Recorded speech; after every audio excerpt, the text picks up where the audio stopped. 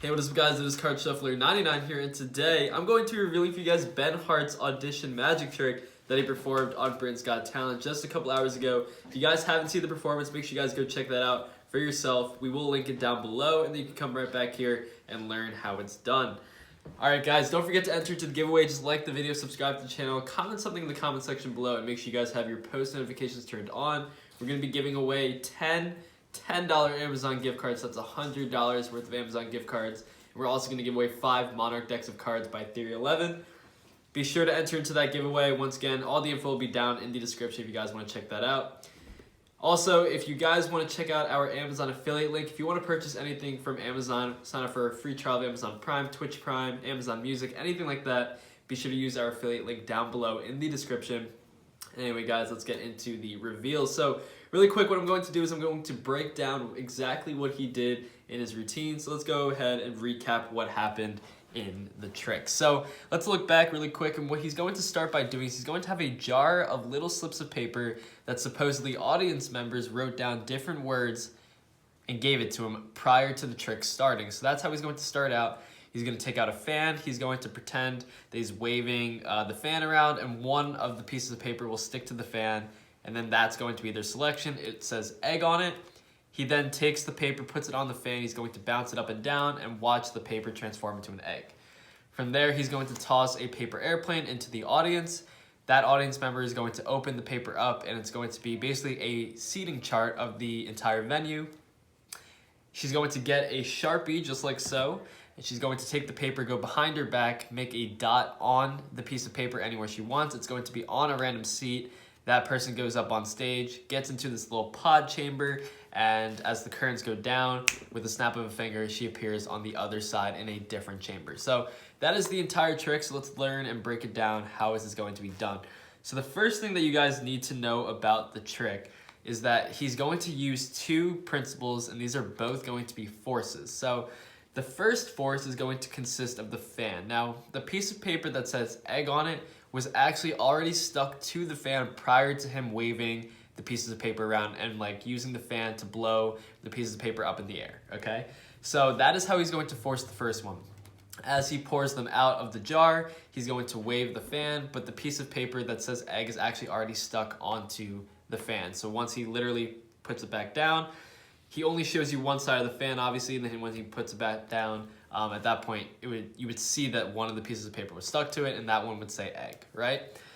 So that is the first part. He's going to force egg. But now how is he going to change that piece of paper into an egg? Well, first, the only thing that I can tell you about this is that it's going to be a gimmick. You can look it up. It's actually a latex egg gimmick that you can purchase that basically starts from this little folded up pieces of paper, and it's going to expand as you shake it around or as you rub it. It would expand into a full-size egg. Now, in order for him to do this, he's actually going to have to switch out the egg. So what's going on the piece of paper, as the piece of paper is sort of expanding and changing, forming its shape into an egg, it's actually going to be changing not into an actual egg, but into something that looks like an egg. At that point, he would have to switch out that gimmick for an actual egg where he would crack it open. Now, that's where the camera cuts come into play, so we don't actually get to see him switch it out, okay? Now, the other thing to note is that the piece of paper that said egg on it was not the paper that he put onto the fan to change into the egg. Obviously, the one that changes into the egg or something that looks like an egg is going to be a gimmick, so he does switch the paper out at that point. Now, from there, he's going to go ahead, he's going to toss a paper airplane into the audience, and that audience member is going to open it up, and it's going to be a seating chart. Now, this is a common magic principle that people are going to use, and basically what it involves, and it was actually used in the last act as well. I believe it was used in Dave and Finn's magic act. And what it's going to involve is a Sharpie that actually has no ink in it. Now, what is that going to do? The piece of paper that she's going to use, so in this case, let's pretend the 10 of spades was the piece of paper that they were using. The 10 of spades would already have a dot somewhere on it. So wherever he wants, he's basically forcing the seat, right?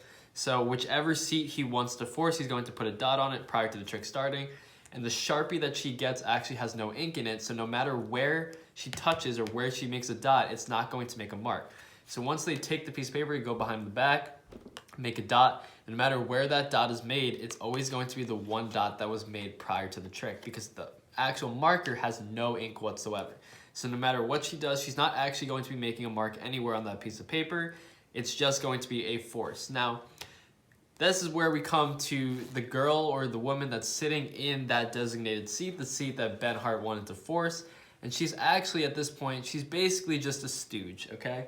So she is just going to be in on the trick. Now, there's a couple different ways you go about doing this. So there was a magician on America's Got Talent. His name was Rob Lake, and he did a very similar routine where he went into one little chamber, the curtains fell, and then he appeared in a separate chamber across the room, right? Now, again, there's two ways this could be done. The first way is obviously because she was in on the trick, she's going to have a twin, or she's going to utilize the Britain's Got Talent underground stage part. So once again, let me explain this really quick. So because she is a stooge, all that she would have to do is Ben Hart would choose someone that has a twin, so two lookalikes, to do the trick. Now you'll notice at the end when she appears in the other sort of chamber after the switch happened, the girl who comes out, she pretends like she had no idea what just happened, but she's a pretty poor actress. She did a pretty bad job of it. She's not a random audience member. She is just forced by using this fake Sharpie. So all she needs to do, if there was a twin, so if she does have a twin sister, someone that looks very similar to her, one would go into the chamber, and as all the magic acts on, or the majority of the magic acts on these Britain's Got Talent, America's Got Talent shows, there is an underground part to the stage. So there is something underneath the stage. And that's basically where she would go. So the one would go underneath the stage, and that would make it so she sort of disappears. And then the other twin would come up from the stage, because both the curtains are going to cover the chamber, so you can't actually see what's going on. So that's basically how it's going to be done. So once again, she could do it one of two ways. So the first way, if there was a twin, one twin would go, the one that goes into the chamber, so the one that was sitting in the audience, one would go underneath the stage, and that person is then just going to stay there for the rest of the trick, and her twin would start under the stage, under the chamber, and she's just going to come up. So that's how the switch would happen. It makes it seem like she just switched places, but in reality, you're not looking at the same girl, you're actually looking at her twin that's in the other chamber. Now, if there wasn't a twin, you would utilize the same idea of the underground sort of stage part, where the one girl, all she has to do necessarily is, as the curtains come down, she would just have to go underneath the stage and quickly go to the other chamber. Again, that's less practical because obviously you can't actually just switch places, right? And there wasn't a large amount of time that she would have to go. Once the curtains fall, she would have to drop down on the stage, sprint over to the other chamber, and then immediately get back up before they reveal the chambers, all right? So the more practical solution would be if she had a twin, and again, he could pick whoever he wanted at this point. He could pick anyone living in the local area that has a twin, and he could take those two people, pay them, and just say, hey, you're gonna be part of this trick. Again, she wasn't a random audience member just because of the force.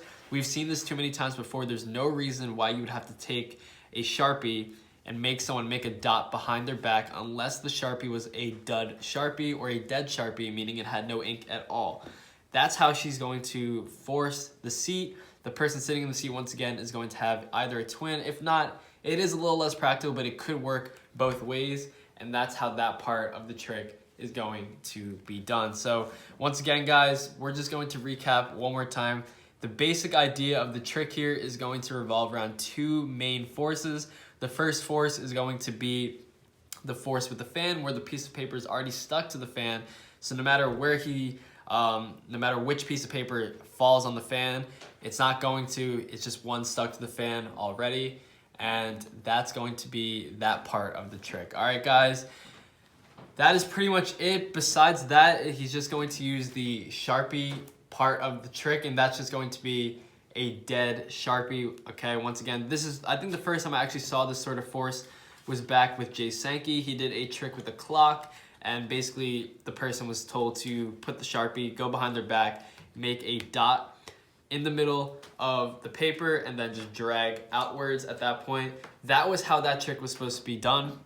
This is sort of like a redone version of that, where you use a dead Sharpie, you go behind your back, and you just make a dot on a random seat, and that would assign the random person. But again, basically, that is the entire trick. It just revolves around two main forces. And anyway, guys, this is Card Shuffler 99. Peace out.